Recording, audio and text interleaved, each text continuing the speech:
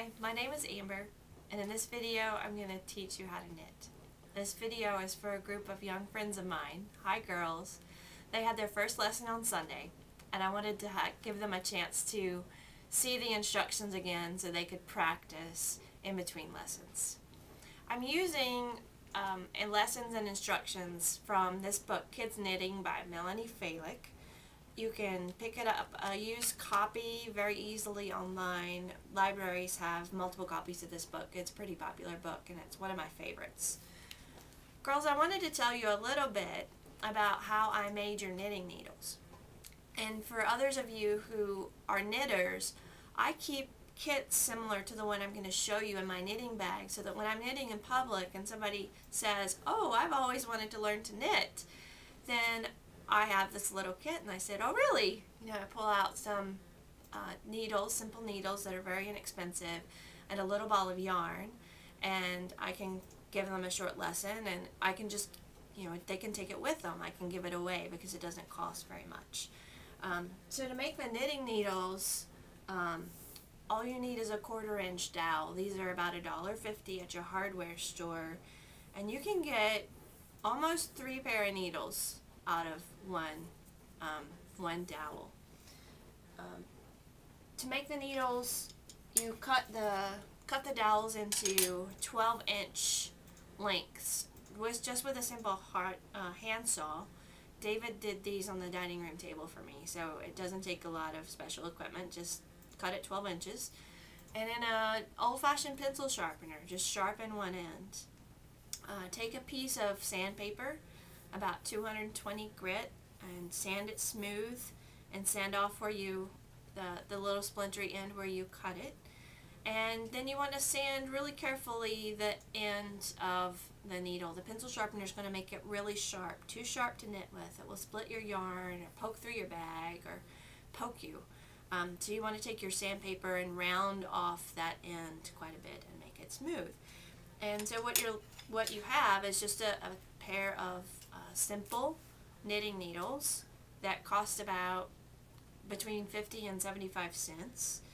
And they're great for beginners because the wood grain doesn't allow the stitches to slip on the needles very much, and that's one of the problems that beginning knitters have, is that the needles are so slippery and the stitches slip that they struggle with maneuvering the yarn and the needle. So these are perfect for beginners to learn. And I also recommend that you use wool yarn for the same reason, that the fibers of the wool yarn kind of grip the wood and they don't slip very much. So it's just a better tactile quality to the yarn. So girls, this is what your needles look like. They're very plain and everybody's looks alike. But I wanted to show you how I decorated a pair so you can personalize your own, and so you'll be able to tell them apart, and they'll be more fun to knit with. So all I did for these, as you can see, they're just rainbow colored, and you have the materials to do this with at your house probably. These are just simple watercolor paints, nothing special, just plain old watercolor paints like you pick up at Walmart. And I painted the colors in rainbow and used water to kind of smooth it out, and I let them dry. And then I took a really fine sandpaper. This is much finer than what you sanded them with in the beginning. I think this one is like a 1500 grit sandpaper. It's a wet dry sandpaper. So it's really fine. And you sand that all over, and it sort of blends your colors a little bit, and it smooths out the grain really nice. And then you can take, if you have it, some lemon oil or lavender oil and rub all over the needles, and that gives them makes them a little shiny and smoother, makes them smell good too. And then I just took an old candle. It can be something as simple as a tea light candle. And the wax, I just rubbed the wax all over, and it made them really slick and smooth, and they're going to feel a lot better than your plain needles that you have now to work with.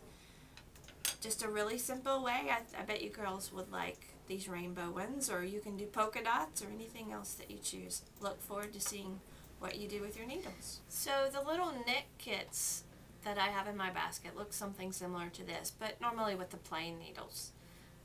Girls, this is what I gave you on Sunday. The first thing I showed you was how to cast on, and that's the first step in learning to knit. Is how do you get your stitches on your needle? I showed you 2 ways on Sunday, so I'm going to review those on the video. The first way is by tying a slip knot. Okay, so when you're going to cast on with a slip knot, you first have to tie a slip knot. So let's review how to tie a slip knot. Use the tail end of your yarn and the first 2 fingers on your left hand.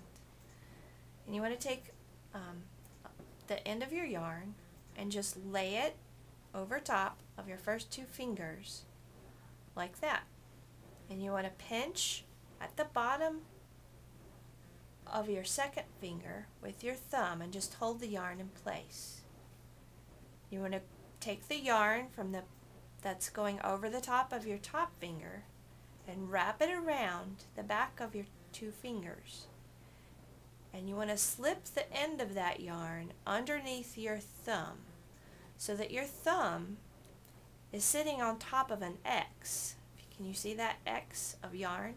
Your thumb is going to be right on the top of that X. Then I slip my fingers out so that I'm holding a circle of yarn. And I take the end of my yarn and from the back side, I cut that circle in half. And then I reach in through the circle and I hold that piece of yarn that's cutting the circle in half. And then the piece of yarn that's attached to the ball, I pull.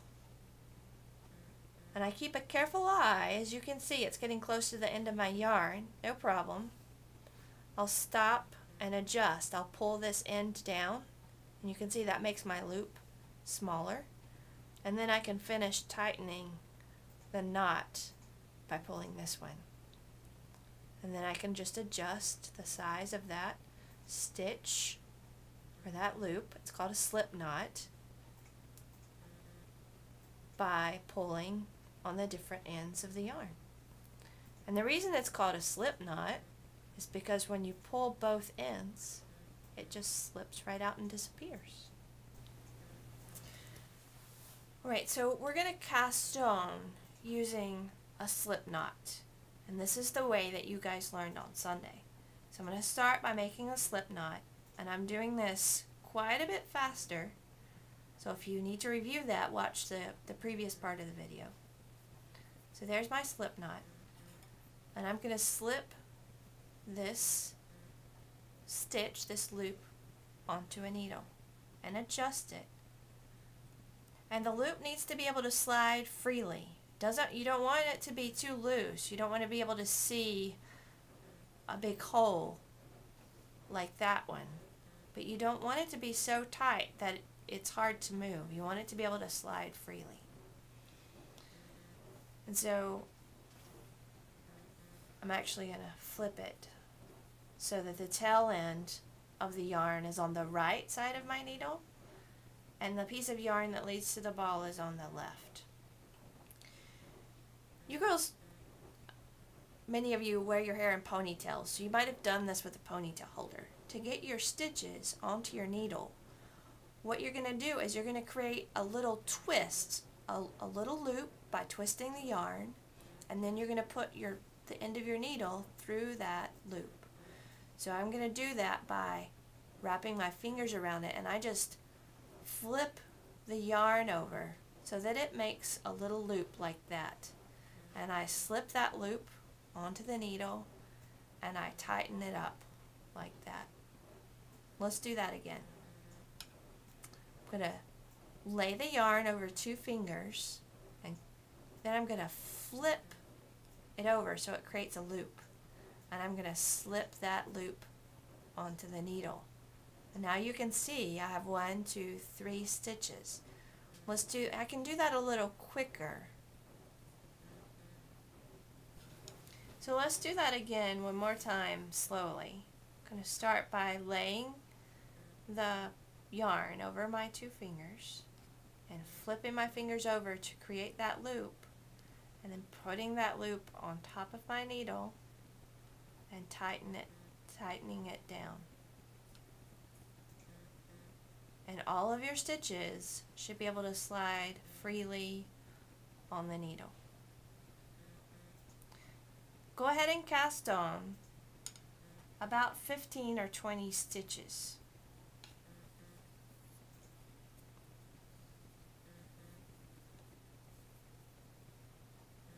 And cut it down. So now you have your stitches cast onto your needle. I have 15 stitches here. They should look fairly neat and even like this. They should be able to slide back and forth on your needle. And the next thing we're going to learn is, before we begin to knit, you have to learn how to hold your needles. So the first thing you need to do is to make sure that these stitches are all turned in the same direction. And on the bottom it will look sort of like a little braid. So you want them all to be facing in the same way. You're going to always hold the needle with the stitches that you're knitting on it in your left hand. And you're always going to hold the empty needle, or the needle that you're knitting the stitches onto, in your right hand. I knit in a continental style versus I guess an English style, where you wrap the yarn around your needle. I hold the yarn and my needle all in the same hand, so I don't have to stop and wrap every stitch. And that's the way I taught you on Sunday. If you look at the directions in the Melanie Falick book that I showed you before, there's another way to knit, which shows you how to do the wraparound method. And there's a little rhyme that's kind of fun that you can learn. So if you're struggling with the way I'm teaching you, check out that book and try the other way. There's many different ways to knit, and just because this is the way I do it doesn't mean that it's the best way to do it. It's just the way that I prefer and the way I learned. So to hold the stitches, I hold them in between. I put my hand on top of the needle, and my finger is on one side and my thumb is on the other, and I hold it loosely. Some of you are holding your needles really tight. Hold it loose, just relax, it's okay. So that's how you're going to hold your needles. Now, in order to keep the tension on the yarn that you're knitting, you're also going to have to hold your yarn, because you can't really wrap your needle around the yarn if it's all loose like this. So we have to learn how to do that. The way I showed you on Sunday is what I call putting your rings on. So if your needle is here and your yarn that goes back to the ball is here, I put my first finger under, up next to my needle, and then so this one is over, and the yarn goes under my middle finger, and then I flip my ring finger under the yarn so that the yarn is over that finger, and now I have on two rings, and the yarn goes over, under, over, and I kind of pinch it between my pinky. And so now I have my rings on, and my hand is in position to hold my needles on top of the stitches, and my stitches are all lined up neat in a little row pointing down, just like that. Okay, now let's learn to knit your first stitch. Here's my needle. I'm going to more quickly now put my rings on and adjust the tension on my yarn so it's snug, not tight. Hold my needle with my hand on top, stitches neat underneath. And then I'm going to take my empty needle in my right hand, and I hold it in the same way. Other people hold it differently. You can hold it however feels comfortable, but I prefer to hold it with my hand on top. And what I showed you last time is to go from the bottom to the top of the stitch so that the needle is going through from the bottom to the top. And then I'm going to roll my hand over so you can see what happens. I kind of pull my finger out a little bit. That's just out of habit. But what you're doing is you're going to take this needle on your right hand. You're going to put it under the yarn on your left hand, like so. And you're going to pull that yarn back through the loop, the first loop on your, the first stitch on your left needle. And so now I have a stitch on the right needle. And I use the right needle to push, and you'll see me kind of use my finger here to get started. And I also kind of push these stitches up as I go with my thumb. I pull that first stitch off the left needle. So now I only have one stitch here, and I'm ready to knit the next stitch. And I do it in the same way. I go from the bottom to the top, and kind of slip it from the bottom to the top behind that needle, and I'll flip over so you can see I kind of pull the yarn out with my finger like this, and I actually I flip the yarn over. Some people move the needle over. I'm a flicker. I flick my finger and wrap it over the needle, and then I'll pull it through and slip it off. And as I do that, I'm always kind of smushing these needles, scooting those stitches up to the tip of the needle. One of the things I saw some of you struggling with on Sunday was that your stitches were back on your needle. And so what that requires you to do is to move your needles much farther out, and it creates a space in between your stitches. And so if you can, and it's hard at first, but keep your stitches as close to the end of your needles as you can. And that way it takes less movement, and your stitches are going to be tighter. So I'm going to knit a few stitches at sort of a normal pace, still kind of slow, but a normal pace. The great thing, these needles and the way they grip the yarn doesn't allow you to knit very fast, at least until maybe they get polished a bit from use. And so don't be afraid that your stitches are going to slip off. You really have to kind of push and pull to get them to move. So don't be afraid to get up close to the needle. Here you'll see me push those stitches up. Do you see? Just walk them up with your thumb all the way to the end of the row. And then when you get to the end, I'll show you what to do next.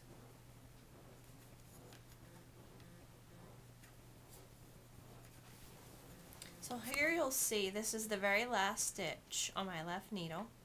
And I've already knit it, I just haven't slipped it off yet. I've got the stitch over here on my right needle. So now I'm going to slip it off, and I just kind of tighten that. And you'll notice this first stitch is a little loose, and that's normal. As you knit, you can go back and you can kind of adjust that. That's okay, don't worry about it. Now I have an empty needle in my left hand and a full needle in my right hand. And what do we do when we knit? We always knit with the full needle in our left hand and our empty needle in our right hand. So you're going to have to switch your needles, switch your hands. And now you kind of move my ball of yarn over to the right. You'll notice that I also line up my stitches again. I want them pointing to the inside or pointing down. And I want them all nice and neat and a straight line. And you can see that little braided edge there on the bottom. And just like before, I'm going to put on my rings and kind of adjust the tension. Make sure they're all lined up nice and neat. Hold my hand on top, and we're going to do the same thing. You're going to look for this first stitch on your left needle, and from the bottom to the top, you're going to put your needle in that stitch. You're not going to put your needle in this stitch down here on the bottom, just inside this first loop on your needle. And then wrap around or flip or pull through your stitch, however you're learning how to do it. Whatever is becoming comfortable to you is what's going to work. There's no right or best way, just whatever you are learning and whatever feels comfortable for you. Knit those stitches all the way to the end again. Do try and remember to keep your stitches close to the ends of your needles and scoot those stitches up with your thumb on this side and down with your thumb on this side, and try not to knit and get your needles too far apart. You can see if I start to kind of tug on that and get my needles too far apart, I'm stretching these stitches here, and that's how you wind up with those gaps. So I'm going to knit a couple of rows, and I'm going to show you what your knitting will look like after you've knit a few rows. So this is, I've knit about maybe 10 or 12 rows or so, and what I have here is actually, this is a piece of fabric. When you're knitting, you're making a fabric, and this particular fabric is made out of what we call a garter stitch. And garter stitch is what happens when you knit every row. So you're just knitting all the way down and then flipping it over and knitting all the way back, and you're knitting every stitch.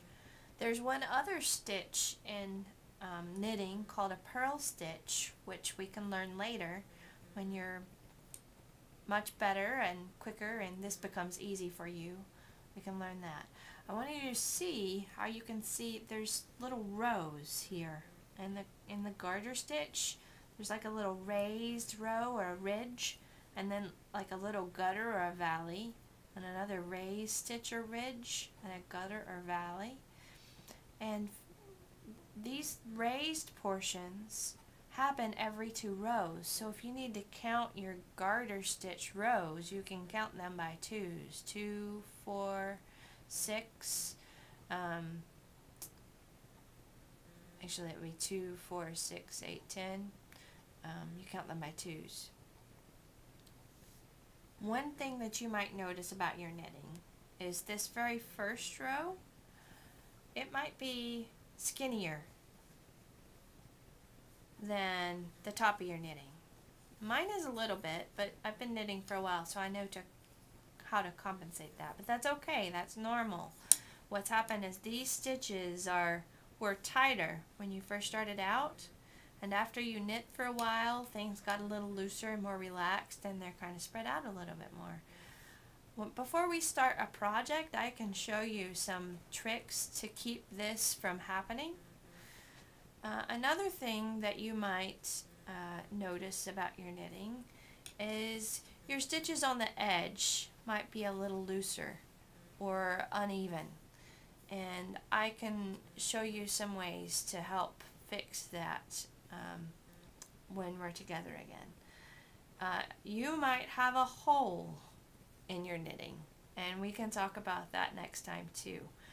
What I would like for you to try and do is for next Sunday is to have a little piece, as much as you can, of garter stitch knit, so you knit every row, so I can see where you are and see if you're having problems along the edge, or maybe you have a hole where you dropped a stitch or something, and I can see how you're doing.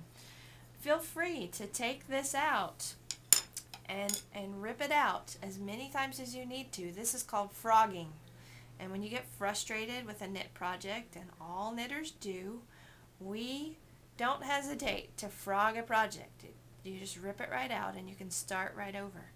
Now, if you do this a lot, so you're learning and you get frustrated, you drop a stitch, or it doesn't turn out the way you want to, and you frog it and you knit it and you rip it out again and you knit it again, your yarn is going to start to show that it's worn, that it's stretched, or it might be split or fuzzy, and it just might not look as good.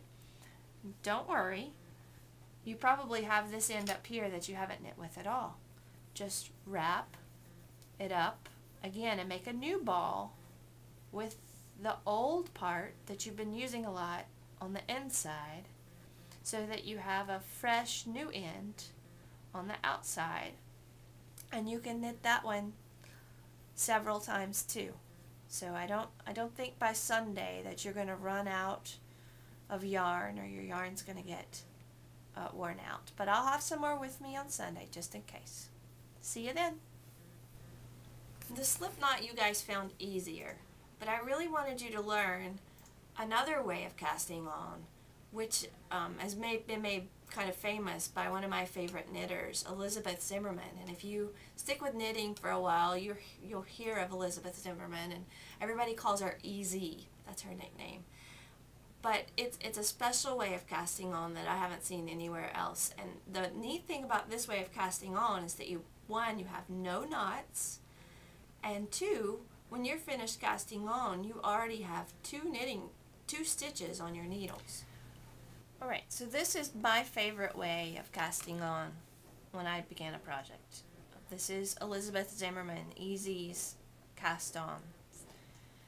And so I start by pulling out a longer section of the tail, because instead of using this section of the yarn that leads to the ball for our stitches, we're going to use this section of yarn that leads to the tail for our stitches. And the way we begin this is by laying the yarn over top of our first two fingers. And then on the back side of our hand, I use my bottom two fingers to kind of grip that yarn. And so I have a loop here. And I can kind of pull my thumb and my finger apart and kind of stretch that yarn. So I don't know if you can see, there's a triangle there in the yarn. And that's the way I'm going to be holding my yarn when I flip my hand over. So now I have this topped piece of yarn here between my thumb and my finger, and I'm going to take my knitting needle and I'm going to lay it directly on top of my yarn. And I'm going to pull that piece of yarn back, and you'll see back here at the back I'm still holding the yarn. And so it creates what I think it looks like an upside down A, like a capital A sort of.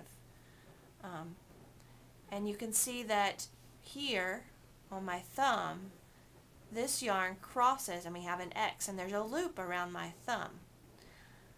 Leaving my knitting needle inside this first piece of yarn up here, I'm going to slide it up and through that loop on my thumb. And I'm going to reach over to this piece of yarn around my first finger, and I'm going to pull it through the loop of my thumb, just like that. And I'm going to slip my thumb out and back down. I'm going to use my thumb to pull and adjust this stitch.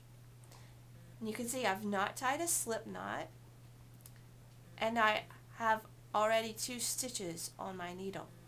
I don't have a knot that feels like a hard spot in my project, and it was really quick and easy. It's one of the reasons I like this method. And to continue casting on, we do just the same thing. I kind of pull my needle back into that same A shape, and I slip the needle through the loop of my thumb, reach over and pull the yarn around my finger through the loop of my thumb, slip my thumb out. My thumb goes back here to this yarn to adjust the size of the stitch, and I'm casting on.